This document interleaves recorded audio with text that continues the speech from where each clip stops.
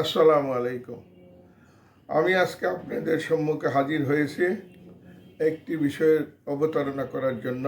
সেটি হল আমাদের একজন জুলাই যোদ্ধা, বিপ্লবী সিপাহসালার, ইসলাম প্রতিষ্ঠার সংগ্রামে অগ্রণী ভূমিকা গ্রহণকারী ওসমান হাদি তার গুলিবিদ্ধ অবস্থায় হাসপাতালে একটু শোকে অভিভূত হয়ে পড়েছি। সে বিষয়ে ওসমান হাদি আমার নামের নাম। আমার নাম শাহ সুফি সৈয়দ আব্দুল হান্নান আল হাদি, আর ওর নাম হলো ওসমান হাদি। হাদি আছে, হাদি মানে পথ প্রদর্শক। তো সে জাতিকে একটা পথ প্রদর্শন করার দিকে অগ্রসর হইতেছিল।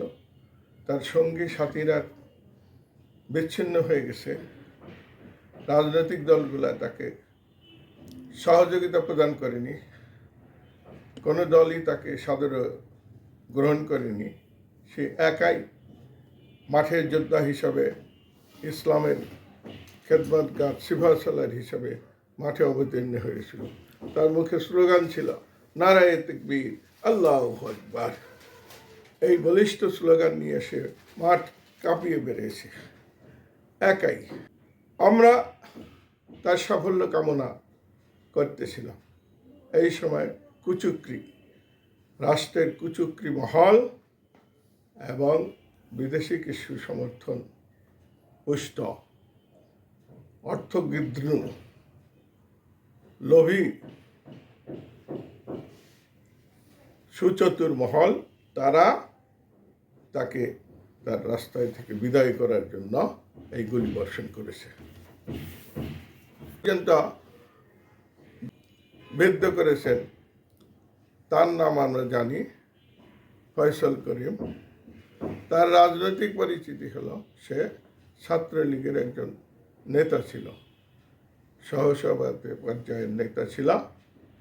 পরবর্তী পর্যায়ে রুহুল কবির রিজভী সাহেব বললেন যে সে ছাত্র শিবিরে জয়েন করেছিল। ছাত্র শিবির জামাতে ইসলামের ছাত্র সংগঠন।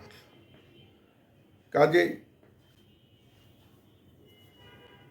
এই গুলিবর্ষণ এর পিছনে জড়িত থাকতে পারে এবং আওয়ামী লীগও জড়িত থাকতে পারে। আবার শুনলে যখন মির্জা আব্বাস সাহেব গিয়েছিলেন, তখন তাকে ভুয়া ভুয়া ধ্বনি উচ্চারণ করেছিল ওসমান হাদির। ঢাকা মেডিকেলে যখন মির্জা আব্বাস তাকে তার খোঁজখবর নেওয়ার জন্য গিয়েছিলেন, তখন সেখানে তার সমর্থকরা, ওসমান হাদির সমর্থকরা মির্জা আব্বাসকে ভুয়া ভুয়া ধ্বনি দেয়। এর থেকে বোঝা যায় যে হয়তোবা বিএনপিরও কোনো। তা আমরা যেহেতু গোয়েন্দা বাহিনী আমাদের আছে, রাষ্ট্রীয় বিভিন্ন আইন শৃঙ্খলা রক্ষাকারী বাহিনী আছে, পুলিশ বাহিনী আছে, তারা এটা বের করবেন যে কে আসলে দোষী, কে শাস্তিযোগ্য অপরাধ করেছে। তাকে অ্যারেস্ট করা, তাকে গ্রেপ্তার করা এখন তাদের দায়িত্ব। আমরা এই ব্যাপারে তাদের সহযোগিতা করব, কিন্তু কাউকেও আমরা এককভাবে দায়ী করব না। ওসমান হাদি যে উদ্দেশ্যে তার সংগ্রাম চালিয়েছিল, সেটা ন্যায়ের প্রতিষ্ঠা, ইনসাফ কায়েম তথা ইসলাম কায়েম। ইসলামকে রাষ্ট্রীয়ভাবে প্রতিষ্ঠিত করার জন্য বিএনপি, জামাত ইসলামে, আওয়ামী লীগ থেকে সে সহযোগিতা পায়নি। ফলে সে একাই নিজেই মাঠে অবতীর্ণ হয়েছিল। কাজেই বোঝা যায় যে আমাদের যে সমস্ত রাজনৈতিক মুরব্বীরা আছেন, যারা 1 নম্বর 2 নম্বর রাজনীতিক দলের করেন, প্রতিনিধিত্ব করেন, তারা কেউই ইসলামের প্রতি ততটা তাদের কোনো অনুভূতি নাই, ইসলাম প্রতিষ্ঠার ব্যাপারে তাদের কোনো ভূমিকা নাই। ওসমান হাদি একাই সেই ভূমিকা পালন করতে গিয়েছিলেন। ফলে প্রচণ্ড চারদিক থেকে প্রচণ্ড ত্রিমুখী বিরোধিতার সম্মুখীন হয়ে সে আজ হসপিটালে অচেতন অবস্থায় আছে। আমরা আল্লাহর কাছে দোয়া করব তার কামনা এবং এই গুলিবদ্ধ অবস্থায় থেকে মুক্তি, তার তার সুস্থতা কামনা করে সে যেন সুস্থভাবে আবার রাজনীতি করতে পারে সেইটা। এখন আমাদের সামনে যে প্রশ্ন উদিত হইল যে 92 ভাগ মুসলমানের দেশে ইসলাম প্রতিষ্ঠার জন্য কোনো দলই ন্যায়নিষ্ঠভাবে কাজ করতেছে না। এইটার প্রতিবাদ ওসমান হাদির মধ্যে ছিল, এই ক্ষোভ ছিল, তার অন্তরের মধ্যে ক্ষোভ ছিল। এখন কেন তারা করে না? এক নম্বর হলো ভারতের বিরোধিতা করতে আমাদের বড় বড় রাজনৈতিক দলগুলা ভয় পায়, আমেরিকার বিরোধিতা করতে আমাদের দলগুলা ভয় পায়।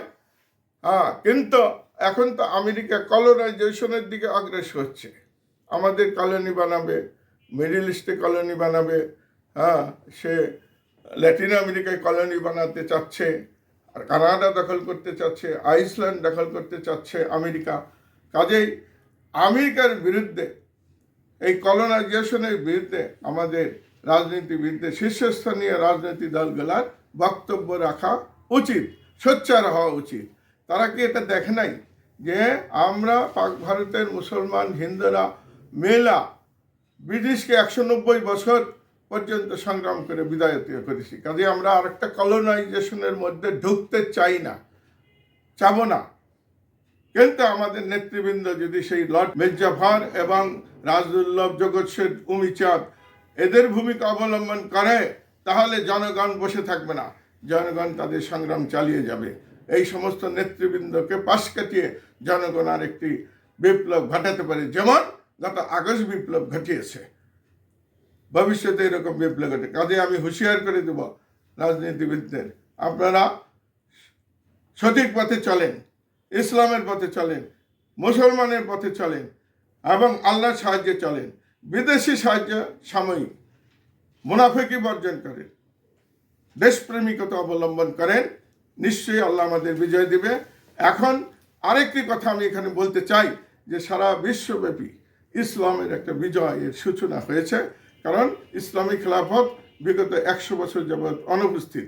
হাদিস শরীফ অনুযায়ী প্রতি 100 বছর পর একজন করে মুজাদ্দিদ আসেন এবং তারা সমাজ সংস্কার করে ইসলামী খেলাফত পুনঃপ্রতিষ্ঠা করেন। এখন সেই সময় হয়ে গেছে। আরেকটি কথা আমি এখানে বলবো, কোরআন শরীফের একটি আয়াত, সেইটার মধ্যে বলা আছে যে সারা বিশ্বে মুসলমানরা আবার পুরা বিশ্বে আবার নেতৃত্ব দেবে।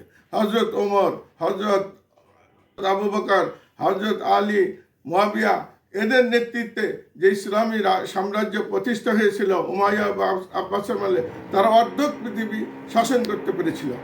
বাকি অর্ধেক শাসন করার কথা কোরআন শরীফের মধ্যে বলা আছে। এই আয়াতটা শুনুন, বিসমিল্লাহির রহমানির রহিম।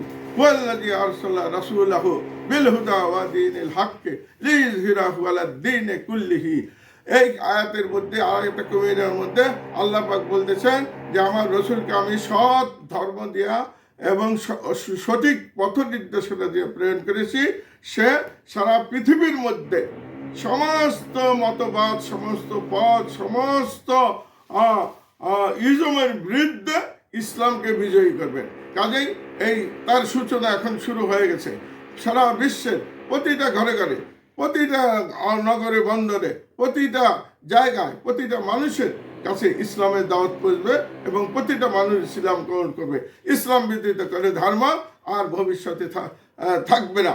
কিয়ামতের আগ পর্যন্ত এই ইসলাম জীবিত থাকবে এবং এরপরে কিয়ামত আসবে।